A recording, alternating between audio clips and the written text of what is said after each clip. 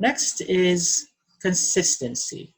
So brands don't have to be high end, they don't need to be expensive to command loyalty. They just need to communicate consistent meaning. Okay? So consistency means no matter how many times you purchase an item from this brand, they've never disappointed you, or maybe they've disappointed you once, but generally you have a good experience with that particular brand. So for example, Walmart is known for consistently low cost. Okay, and Juicy Couture, whatever company that is, these are all American examples. They're known for trendy fashion. They're consistent with that. And Whole Foods Market, they also are consistent with creating a particular lifestyle for the consumer. So the brand serves to express the key properties of the products that the company produces. All right? So consistency and accountability. Now, we also have brand personality. So, if you're to think about personality in the context of a person, these are traits that we have, but sometimes we express these traits, sometimes we don't. I mean, it's not as consistent as every hour of the day, but we become known for these traits because we regularly exhibit them, although not all the time. Okay, so for example, okay, looking at this slide, self-confidence. So maybe someone is well known for being self-confident, but there might be instances when their confidence, is a little bit shaken, but that doesn't mean they stop having this personality trait. So they exhibit it regularly, but not, nonstop. Same thing with sincerity, seriousness. So some people become known for one or more of these personality traits. Now, let's put that in the context of brands. Okay, so I'm going to call on each one of you. Choose one of the personality traits and tell me a brand that you think exhibits this particular personality trait. So we have self-confident, sincere, serious, wholesome, hip, romantic, sophisticated, athletic. So we'll start in the order of joining the meeting. Don, could you choose one? What brand can you associate with one of these traits? Ano po, Which trait po? kahit anong brand, sir. Yes po. Choose just one. Isa lang po. Yung, sir, di ako sure kung tama. Yung Okay, Toby's try po. lang. Which Yung, one? yung Toby po na sports something gano'n. Aesthetic po. Okay. So athletic. Mm, that's one example. Thank you, Don. Chachu, your turn. Any brand. Um, yung sa sophisticated, sir, naisip ko yung Victoria's Secret na perfume. Okay. So yung pabango, sophisticated siya. Apa. All right. And last, Mark. Sa akin, sir, sincere, Unilab. Mga gamot. Sino bang endorser ng Unilab? Hindi ko maalala. Meron ba? O kaya, sir, si Susan Roses. Uy, right with Right you. med. Right med. Loko. Lumipat na siya sa Unilab. Yes. Si Susan Sincere Roses. sila. Okay. Bala sila. Opo. So yes, sincere. Pati yung pag-emote ni Miss Susan Roses sa commercial, sincere din siya sa kanyang pag-emote. Okay, so that was personality traits. So what are the benefits of a brand? So brands benefit both the buyer and the manufacturer. So from the buyer's perspective, so the brand signals known properties, like a brand might signal quality, performance, cost, And as we mentioned earlier, it simplifies decision making and it also simplifies repeat purchase. They become loyal to a brand if it doesn't disappoint. How about for the manufacturer? What are the benefits? Can we try Mark again, please? Manufacturers offers legal protection through trademarks, creates a barrier to entry for competitors, and translate to financial benefits. Okay, so clearly we see that having a brand, especially a brand that becomes reputable, has benefits for both the buyer and the manufacturer.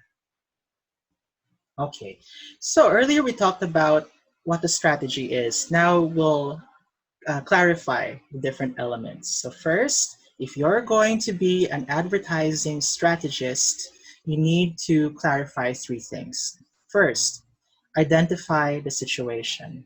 So this is where the SWOT analysis will come in. So strengths, weaknesses, opportunities, threats. And then we have to define where do we want to go. So this translates to having set objectives. Okay, so you could ask it in the form of a question. What do you want the marketing and advertising to accomplish? What's the objective of the whole campaign? And the last question or point of clarification is how do you want to get there? How do you want to accomplish the objectives? Okay, so first we have to clarify the situation, and we do that by having what we call a situation analysis, and that can be broken down further into certain parts. The first being the competitive situation. So, Sarlene, could you read, please, competitive situation? Thank you. Competitive situation. This is a review of the client's industry and of the competitors vying for the customer's attention and dollars. Okay, so vying means competing. They're competing for the customer's attention and, in our context, pesos. Okay, then we've got the customer situation. So we evaluate who will be the potential customers or what we call the prospects. But if you did your segmenting, your targeting, and positioning correctly, by this point, it's almost certainly clear who the prospects are. Okay, so still part of the situation is the economic as well as the cultural trends. So, for example, is the country where the business is experiencing growth or recession? So, recession means a downturn in the economy for a certain number of quarters in a year. Okay, so obviously, if there's growth, that's a plus to the business. If there's a recession, if there's a downturn, then it will be a little difficult for the business. Then we have foreign exchange or foreign exchange rates.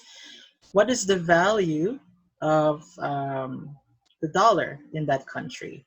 So, for example, if the dollar is worth less or has less worth in another country, then that means it will cost more dollars to manufacture the product elsewhere. So that's why some businesses flock to a certain country because the dollar has more value there. And then some companies stay away from other countries, or rather, yeah, some companies stay away from other countries because it will be more difficult to thrive in that country because the value of the dollar is so small or so low. All right, so that's just the situation analysis. Another thing that has to be done is a brand audit. So a brand audit is, think of it like a checkup, right? Ideally, once a year, you visit a doctor, you have yourself checked up by the doctor to see if there are any health problems. Same thing with a brand. We have to check the health of a brand. So by checking the health of a brand, we identify areas of additional value. Maybe there are things about the brand that we didn't know was positive or good. And at the same time, we want to improve brand equity. What is brand equity? And Don, could you read please? Brand equity?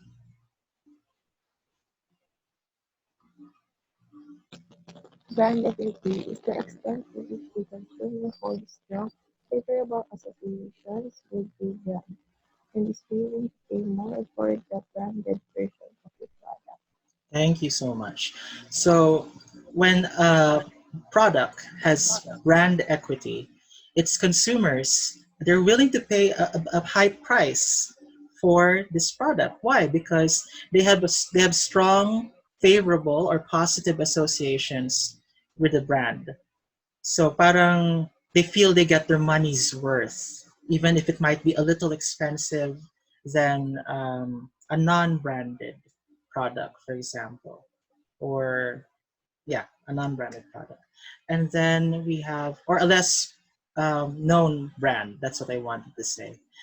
Okay, the last item is how often or how frequent should it be done? It should be done at least yearly, a brand audit. So they check, is the brand still relevant? Is the brand still unique? Is the branding strategy still strong? So that's what we assess in a brand audit. Okay, so I won't talk so much about the SWOT analysis anymore. I'm sure you've encountered this in your other subjects. And Desilu is joining us. She's trying to connect. Okay. So then, oh, Desilu left. All right. Anyway, maybe her connection's not so strong, her internet connection. So SWOT analysis, what does it do? First, it synthesizes the results of the situation analysis, and that should read brand audit. Okay, situation analysis and brand audit. And then the second thing is we organize the internal, which is strengths and weaknesses, and external factors, which are opportunities and threats affecting the product or business into categories so that we can study all of these four elements. And it gives the company a quick overview, like they can easily see the situation of the brand. How's the brand doing? How's the company doing? By simply looking at a summary, which is the SWOT analysis. And the most important reason to conduct a SWOT analysis is to make good decisions as regards the brand. And when you make decisions, it's for implementation, so we take action. And Desi has, okay, she's trying to connect again. Okay,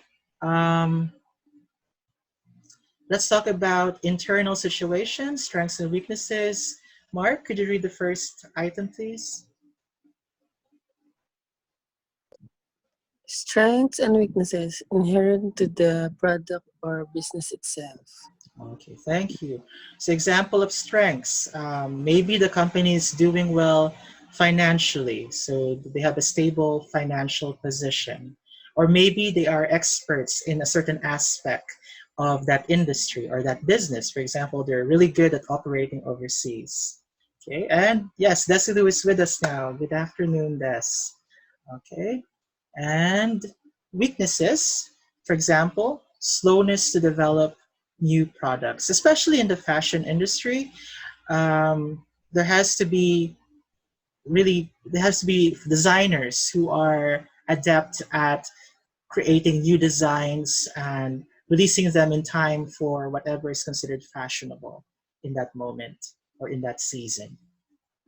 So we proceed to, okay, external situations, which includes the opportunities and the threats. So these are factors that are usually beyond the control of the business. So they lie outside the product or business. But the interesting thing is, what could be considered a opportunity in one moment or in one context can also be considered sometimes a threat